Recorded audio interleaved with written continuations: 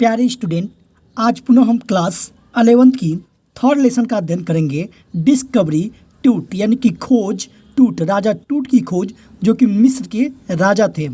The saga continues, saga means ये कथा, ये कहानी अब लगातार जारी है और इस चैप्टर का हम अध्ययन करना सीखेंगे। A.R. विलियम्स। तो चलिए इस अध्ययन करते हैं। अबाउट द लेसन, पहले लेसन के बारे में थोड़ा जान जाए। इजिप्ट यानी कि मिस्र Egypt was once a cradle of civilization. Cradle means होता है पालना। मिस्र सभ्यता की जनक है, उसने पाल के रखा हुआ है। The emperor of the country were better known as pharaoh, वहाँ के सम्राटों को सबसे अच्छे नाम से फराओं के नाम से जाना जाता है। They had a vast empire, उनका एक विस्तृत साम्राज्य है। एंड इनोरमस गोल्ड, और संपूर्ण रूप से सोने चांदी से भरा हुआ है। They believed in life after death, उनका मानना था कि मृत्यु के बाद भी जीवन होती है। सो इसीलिए they buried the kings in tombs as mummy, इसीलिए ये मिस्र के सभी लोग राजाओं का कब्र बनाकर उनको दफन करते थे और मम्मी के रूप में कपड़े में लपेट कर ताबूत में पैक करके दफन कर देते थे। They put it beside the dead a lot of treasure, और उस डेड बॉडी के साथ ही साथ वो तमाम खजानों को, ए लॉट ऑफ ट्रेजर को भी डेड बॉडी के साथ दफन कर देते। And even the things of every day need, और प्रतिदिन की काम आने वाली वस्तुओं को भी उसमें रख देते थे। These were mean for use in the next life, उनका मानना था कि आने वाले इस मृत्यु के बाद वाले जीवन में, नेक्स्ट लाइफ में ये सारी चीज़ें इनको प्राप्त होगी। This tombs were built up to 26 feet below, ऐसे मकबरे जो कब्र बनाए जाते थे वो ज़मीन से नीचे लगभग 26 फीट नीचे बनाए जाते हैं। And the mummy was put in A gold case, और जो ममी यानी कि इनके डेड बॉडी को कपड़े में लपेट कर जब रखा जाता तो वो सोने के ताबूत में रख दिया जाता। टूट was the last of A ruling dynasty, वंशज। डायनेस्टी मीन्स होता है वंशज। टूट जिसकी कहानी हम राजा की पढ़ने जा रहे हैं, वो अंतिम शासक था इनके वंश का। ही डाइड यंग, वो बहुत ही युवा अवस्था में मर गया। ओनली 9 ईयर्स, केवल 9 साल की उम्र में ही। आफ्टर ऑक्युपाइंग द थ्रोन, राज को हासिल करने के तुरंत 9 साल के बाद ही उसकी मृत्यु हो गई, राजा टूट की, जो मिस्र का अंतिम शासक था। डायनेस्टी इनके वंश का अंतिम शासक था। His tomb was discovered and investigated in 1922. उसके मकबरे को खोजा गया और उसकी जांच की गई 1922 में बाय ए ब्रिटिश आर्कोलॉजिस्ट, एक ब्रिटिश अंग्रेज आर्कोलॉजिस्ट के द्वारा, जिसका नाम था केनर। He had trouble in taking the mummy out of the coffin of solid gold. उसे मम्मी को सोने के उस ताबूत से बाहर निकालने में तमाम प्रकार की मुसीबतों का सामना करना पड़ा। ट्रबल मीन मुसीबतों का, टेकिंग मीन सामना करना पड़ा मम्मी को जब वो बाहर निकाल रहा था उस कॉफिन ताबूत से। The resins had harden, resins यानी कि वो केमिकल, वो गोद जिससे डेड बॉडी को, कॉफिन को सुरक्षित रखी गई थी, वो कठोर हो चुकी थी। द बॉडी वाज कट, तब उसके शरीर को कई टुकड़े किए गए। एंड रिमूव्ड इन पार्ट्स, और छोटे छोटे हिस्सों में उसको बाहर निकाला गया। इट वॉज ए रिसेंबल, उसे पुनः रख दिया गया था। पुट इन केस, उसी बक्से में। And put back in its resting place, और जहाँ पे वो आराम कर रहा था उस जगह पे पुनः उसको दफन कर दिया गया। बट लेकिन it was taken out again, इसे पुनः दोबारा बाहर निकाला गया फॉर सिटी स्कैन के लिए, टू सॉल्व द मिस्ट्री, उस रहस्य को जानने का प्रयास करने के लिए, समाधान करने के लिए। ऑफ हाउ, कैसे, एंड एट वाट एज, और किस उम्र में ही हैड डाइड, इसकी मृत्यु हो गई थी। यानी कि एक बार पुनः इसको निकाला गया इसकी एक्चुअल इतने कम उम्र में मौत का कारण जानने के लिए। बट थैंकफुली, लेकिन धन्यवाद पूर्वक, the body suffered no further harm, उसके बाद शरीर को कोई आगे परेशानी का सामना नहीं करना पड़ा। तो इस प्रकार इस स्टोरी को हम पूरे डिटेल में पढ़ना शुरू करेंगे। अब आते हैं मेन चैप्टर पे, जो कि हमारी टेक्स्ट बुक रहेगी। He was just a teenager, वो किशोर था। व्हेन ही डाइड, जब उसकी मृत्यु, यानी कि उसकी उम्र 9 साल थी। The last heir of a powerful family, वो शक्तिशाली परिवार का अंतिम उत्तराधिकारी था। दैट हैड रूल इजिप्ट, जिसने मिस्र पर शासन किया। And its empire for century, और उसका साम्राज्य शताब्दियों से। He was laid to rest laden with gold and eventually forgotten, शताब्दियों से उसका साम्राज्य लदा हुआ था सोने चांदी से। एंड इवेंचुअली फॉरगॉटेन, और लगभग उसे भुला दिया गया। सिंस चूंकि the discovery of his tomb in 1922, जब उसके मकबरे को, उसके कब्र को 1922 में खोज की गई, the modern world has speculated, तो आज का आधुनिक संसार ने स्पेकुलेटेड यानी कि अनुमान लगाया या पता लगा लिया about what happened to him, कि उसके साथ क्या घटना घटी होगी, with murder being the most extreme possibility, संभावना थी एक्सट्रीम सर्वाधिक कि उसकी हत्या कराई गई होगी। नाउ अब living stone for the first time in almost 80 years, अब उसके मकबरे को लगभग 80 साल हो चुके हैं बीते हुए। टूट has undergone a CT scan, पुनः टूट का वह टॉम्ब सिटी स्कैन के लिए उस कब्र से निकाला जाता है, दैट ऑफर्स न्यू क्लूज, ताकि यह पता चल सके, संकेत मिल सके, क्लू मीन्स मिल सके about his life and death, उसकी जीवन और मृत्यु के बारे में, एंड प्रोवाइड्स प्रेसिस डाटा, और यह हमें प्राप्त हो सके प्रेसिस डाटा यानी कि सटीक आंकड़ा, सही सही आंकड़ा प्राप्त हो सके for an accurate forensic reconstruction of the boys pharaoh, forensic यानी कि कानून के द्वारा जो रिकॉन्स्ट्रक्शन, अपना निर्माण की जो व्यवस्था होती है ऑफ द बॉयज फराओ, इस बच्चे की, यानी कि फॉरेंसिक रिकॉन्स्ट्रक्शन के द्वारा हम सही सही उसके बारे में आंकड़ा जुटा सके और बॉयज फराओ के बारे में। इसलिए पुनः उसको 80 साल बाद सिटी स्कैन के लिए गुजरना पड़ा था इस टूट के डेड बॉडी को। अब आते हैं मेन स्टोरी पे हम।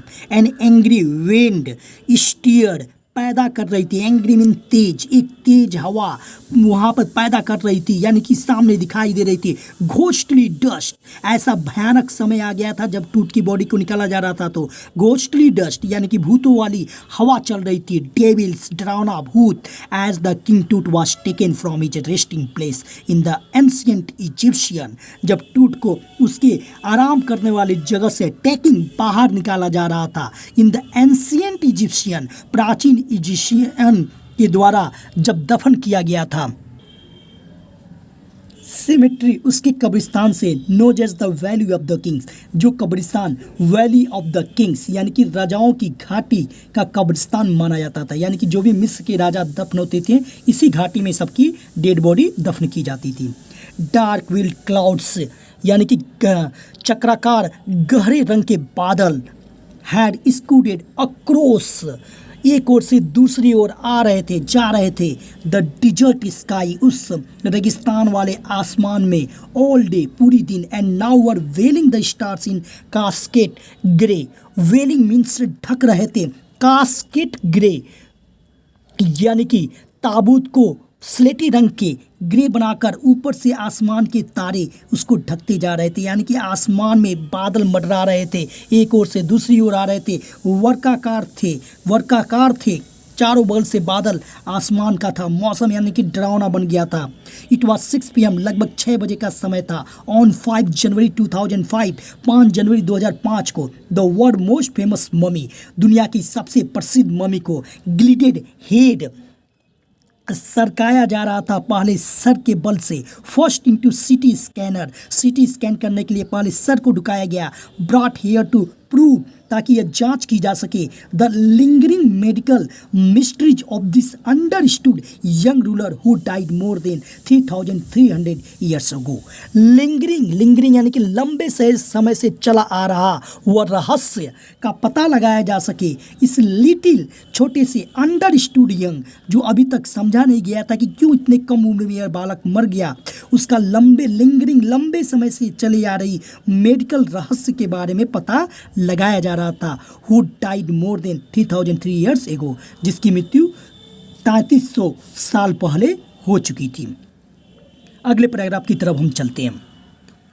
All afternoon, the usual line of tourists from around the world had descended into the cramped यानी छोटे से जगह पे संकरे में, पूरी दोपहर तक पूरे टूरिस्ट की संख्या ऑल अराउंड द वर्ल्ड, पूरी दुनिया से वहाँ एकत्रित हो चुकी थी, हैड डिसेंडेड, और आ धमके थे, विश्व भर के लोग टूट पड़े थे, इनटू द क्रैम्प्ड, इस छोटे से मकबरे के पास, और रॉक कट टम सम 26 फीट अंडरग्राउंड टू पे देयर रिस्पेक्ट। रॉक कट यानी कि पहाड़ की चट्टान के नीचे जो मकबरे थे 26 फीट नीचे जमीन के अंदर बनाए गए थे टू पे देयर रिस्पेक्ट। वहाँ उसके केबिन में पहुंचकर ये सारे टूरिस्ट उसको सम्मान देना चाहते थे। दे गेस्ड एट द म्यूरल्स। वे जब उसके 26 फीट नीचे कमरे के पास पहुंचते हैं तो वे सारे टूरिस्ट घूर कर देखते हैं म्यूरल्स ऑन द वॉल्स। दीवारों पे जो छोटे छोटे म्यूरल्स में छोटे छोटे चित्र बनाए गए थे ऑफ द बरियल चेम्बर, उस दफन किए गए कमरे में। एंड पियर और झांक कर देखते हैं एट टूट्स ग्लिडेड फेस। टूट की डेड बॉडी के ऊपर जो उसका कब्र था, जो उसकी ताबूत थी, उस पर उसका चेहरा बना हुआ था चमकता हुआ। उस चेहरे को स्वर्ण जड़ित चेहरा था, यानी कि सोने से बनाया गया था, ग्लिडेड फेस था, उसको देखते हैं। The most striking feature of his mummy shaped outer coffin lead. सबसे मोस्ट स्ट्राइकिंग फीचर यानी कि सबसे महत्वपूर्ण उल्लेखनीय जो बात है, जो रूप है ऑफ हिज ममी, वो ममी के बारे में शेप्ड आउटर कॉफिन लीड, उसके बाहर की जो लीड थी यानी कि जो ढक्कन थी जो कॉफिन से ढकी गई थी वो थी। Some visitors read from guide books in a whisper. धीरे से यानी कि सोचते हुए विस्पर धीरे से बोलते हैं और अपनी गाइड बुक को निकाल कर पढ़ना शुरू कर देते हैं। अदर स्टूड साइलेंटली, कुछ धीरे धीरे बात करते हैं, कुछ साइलेंटली चुपचाप वहाँ खड़े रहते हैं। परहैप्स पॉन्डरिंग, शायद ये सोच विचार कर रहे हो Tut's untimely death in his late teen, कि टूट का इतने कम उम्र में कैसे मृत्यु हो गया। और वंडरिंग, और ये सोच रहे हो विथ ए सीवर, और उनके अंदर कपकपी भी समा रही थी। इफ़ द फ्राओ कर्स, कि ये जो मौसम बदल रहा है, क्या इतना भयानक इस समय तूफान चलने लगी, भूत जैसा डरावना मौसम बन गया है, क्या ये फराओ जो टूट है उस राजा का अभिशाप है कि हम उसके डेड बॉडी के पास आकर उसके कब्र को खोल रहे हैं। डेथ और misfortune falling upon those who disturbed him was really true, क्योंकि उसकी कब्र के ऊपर लिखा था मृत्यु और दुर्भाग्य उनके ऊपर आ गिरेगी जो इस कब्र को डिस्टर्ब करेगा, यानी कि टूट की बॉडी को छेड़खानी करेगा। वाज रियली ट्रू, और ये सोच रहे थे क्या ये बात सत्य हो रही है। तो ये हमारा दूसरा पैराग्राफ था। अब आगे आते हैं। The mummy is in very bad condition. Mummy यानी कि वो मम्मी जो थी बहुत बुरी अवस्था में थी, टूट की मम्मी। बिकॉज ऑफ, क्योंकि व्हाट कार्टर डिड इन 1920, कि कार्टर ने जब 1920 में उसे खोल लिया था। सेड जाही हवास, तो साई हवास ने कहा, जाही हवास जो इस समय खोल रहे थे, secretary general of Egypt supreme council of antiquities, यानी कि महासचिव, हाँ, सुप्रीम काउंसिल के जाही हवास ये कह रहे थे कि कार्टर ने पहली बार 1920 में इसको खोल दिया, इसीलिए मम्मी जो है इतनी बैड कंडीशन में दिखाई दे रही है। As he leaned over the body for a long first look, वो पहले झुके इस टूट की बॉडी को निरीक्षण करने के लिए। कार्टर जिसने पहली बार खोला था, हवार्ड कार्टर उसका पूरा नाम था। That is was the British archaeologist, वह एक अंग्रेज आर्कियोलॉजिस्ट था, पुरातत्व विज्ञान वेत्ता था। Who in 1922 discover Toots Tom after years of futile searching. Futile यानी कि कई सालों के व्यर्थ खोज के बाद उसने 1922 में टूट की मम्मी को खोज निकाला। इट कंटेंट्स, उसका विषय वस्तु जो था, थाउ हैस्टली रैंसैक्ड इन एंटीक्विटी, रैंसैक्ड यानी कि ढूंढा गया था प्राचीन वस्तु के द्वारा, एंटीक्विटी प्राचीन वस्तु, रैंसैक ढूंढा गया था जल्दबाजी में, प्राचीन वस्तु में इसको ढूंढा गया। वर्ड सरप्राइजिंगली कंप्लीट, और इस समय उसकी आश्चर्यजनक उसकी खोज पूरी हो गई थी। वे उस पुनः दोबारा उस समृद्ध से भरपूर रॉयल कलेक्शन यानी राजसी खानदान को खोज निकाला था। And have become part of the pharaoh legend, जो कभी फराओ लीजेंड यानी कथा की एक हिस्सा मानी जाती थी, यानी कि टूट बॉडी को इस कार्टर ने खोज निकाला था। स्टर्निंग आर्टिफैक्ट्स, आश्चर्यजनक कलाकृति इन गोल्ड जो सोने से उस पर जड़ी गई थी। देयर इटर्नल ब्रिलियंस, शाश्वत चमक पैदा कर रही थी। मीन टू ग्रांटेड रिसरेक्शन, जो यह संकेत कर रही थी पुनर्जीवन की। कॉज्ड ए सेंसेशन, जो कारण बन रही थी सनसनी का। At the time of discovery, उस समय खोज की। And still get the most attention, और अभी ध्यान, आज भी वो ध्यान खींचती है। पर टूट was also buried with everyday things, टूट को ऐसे ही दफन नहीं किया गया था, उसे दफन कर दी गई थी प्रत्येक दिन की काम आने वाली वस्तुओं के साथ। He had want in the after life, जिसे जीवन के बाद भी पाया जाता है। ब्रोंज गेम वो चीज़ें थी, अब ब्रोंज रेजर था, लिंड अंडर गारमेंट्स थे, यानी कि ब्रोंज बोर्ड गेम्स क्या हो गया, शतरंज, लीडो, ए ब्रोंज रेजर, कासा, लिनेड अंडर गारमेंट्स, सूती कपड़े, cases of food and wine, भोजन और शराब की संदूक और बक्से भी उसके साथ दफन कर दिए गए थे। After month of carefully recording the pharaoh funerary treasures, कई महीनों के बारीकी से अध्ययन करने के बाद जो इस टूट के फराओ के फ्यूनरी ट्रेजर्स, दफन किए गए जो खजाने थे, उसका अध्ययन करने के बाद कार्टर बिगेन इन्वेस्टिगेटिंग, कार्टर शुरू कर देते हैं जांच करना हिज 3 नेस्टेड कॉफिन, उससे जुड़े हुए 3 ताबूतों का भी। ओपनिंग द फर्स्ट, जब वो पहले को खोलते हैं, ही फाउंड ए श्राउड, उन्हें एक कफन मिलता है जो ढका गया था, सजा हुआ था, एडोर्नमेंट मीन सजाया गया था उस कफन को, विथ गार्लैंड्स ऑफ विलो एक प्रकार का पेड़ है, उस पेड़ की माला बनाकर, एंड ओलिव लिप्स, और उसके ऊपर जैतून की पत्तियां लपेटी गई थी, विल सिलेरी जंगली पौधे के टुकड़े थे, लोटस कमल की पंखुड़ियाँ थी, एंड कॉर्न फ्लावर नीले बैगनी रंग के फूल उसके ऊपर माले के रूप में लपेटे गए थे। The faded evidence of a burial in March और अप्रैल, इससे ये जानकारी मिल रहा था, ये एविडेंस, ये प्रूफ मिल रहा था, सबूत पता चल रहा था कि इसे दफन किया गया होगा मार्च और अप्रैल में, क्योंकि ये सारी चीज़ें मार्च और अप्रैल में ही वहाँ पर पाई जाती हैं। When he finally rich the mummy, जब वो अंत तक मम्मी के पास पहुँच गया था, यद्यपि ही रैन इनटू ट्रबल, तो उसे कुछ परेशानियों का सामना करना पड़ा। The ritual resins had hardened, जो रिटल यानी कि जो दाह संस्कार के लिए जो रीजन्स गोद का इस्तेमाल किया गया था वो कठोर हो गया था। सीमेंटिंग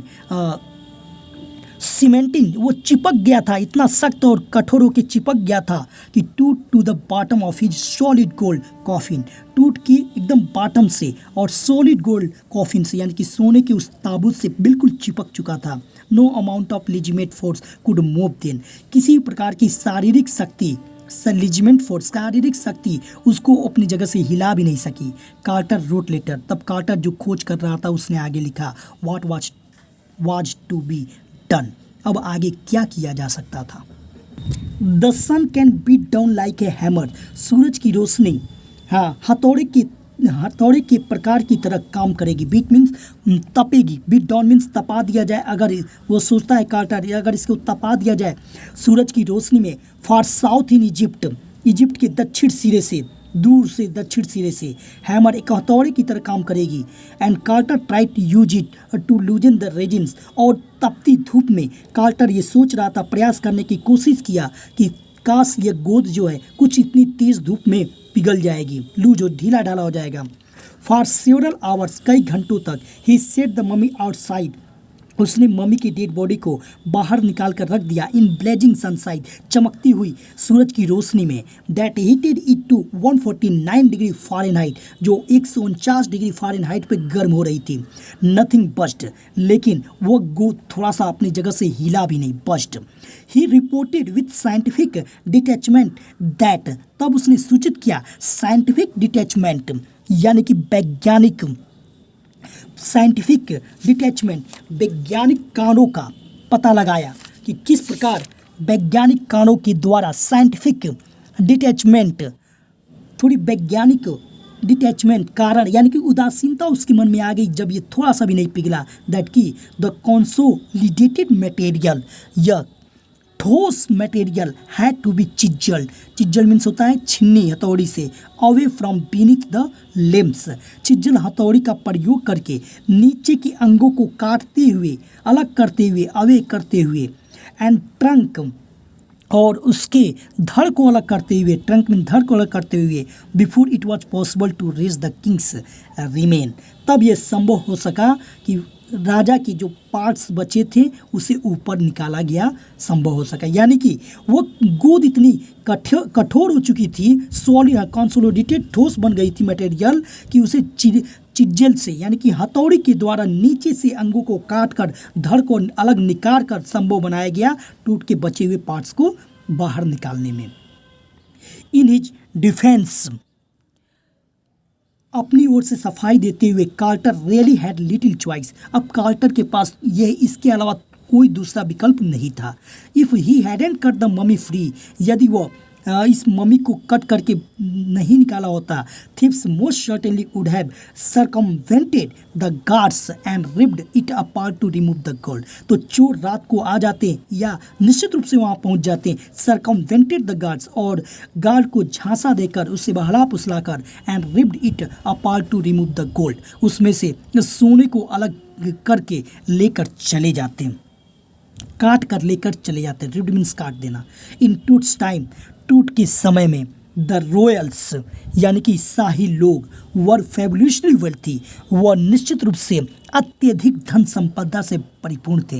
एंड दे थॉट, और उनका मानना था और होप्ड, और ऐसी उम्मीद थी कि they could take their riches with them, कि वे इस सारी संपदा को अपने साथ ले जाएंगे। For a journey to the great beyond, king Tut was lavished with glittering goods. इसीलिए इस महान टूट की डेड बॉडी की यात्रा को भी लाद दिया गया, लेविश्ड मीन्स लाद दिया गया, रख दिया गया, विथ ग्लिटरिंग गुड्स, चमकदार चीज़ों के साथ, प्रीसियस कॉलर, गले के बहुमूल्य हार, इनलेड नेकलेस, कंठों वाले हार, एंड ब्रासलेट, कंगन, रिंग्स, अंगूठियाँ,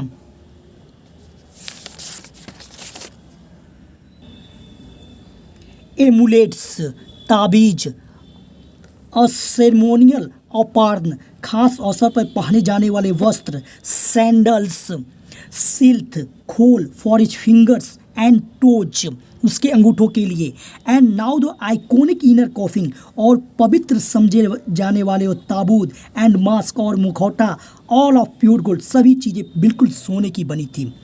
टू सेपरेट टूट फ्रॉम हिज एडोर्नमेंट्स, अलग कर दिया गया था ताकि टूट को यहाँ से सजाया जा सके, सजावट के लिए। Carter's men remove the mummy head, Carter के आदमियों ने मम्मी की सर को अलग कर दिया। And severed nearly every major joint, और लगभग कार्टर के आदमियों ने मुख्य तमाम ज्वाइंट के हिस्से को भी काट कर अलग करके निकाला।